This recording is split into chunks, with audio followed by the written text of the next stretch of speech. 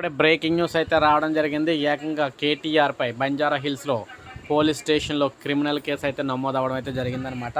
ఇప్పుడే మనకు అప్డేట్ అయితే రావడం జరిగింది, మీరు ఇక్కడ చూసుకోవచ్చు. సో తెలంగాణలో మాజీ మంత్రి కేటీఆర్ ఊహించని షాక్ అయితే తగిలిందని చెప్పుకోవచ్చు. బారాసా కార్యనిర్వాహక అధ్యక్షుడు కేటీఆర్ పై బంజారా హిల్స్ పోలీస్ స్టేషన్లో పోలీస్ కేసు.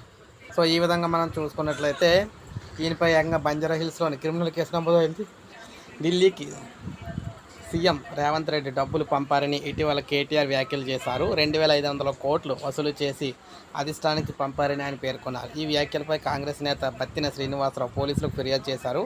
హనుమకొండ స్టేషన్లో పోలీసులు కేసు నమోదు చేసి బంజారా హిల్స్ పోలీస్ స్టేషన్కి అయితే బదిలీ చేశారన్నమాట. సో ఈ విధంగా ఈయనపై ఏకంగా క్రిమినల్ కేసు అయితే నమోదైందని చెప్పేసి అప్డేట్ అయితే రావడం జరిగింది.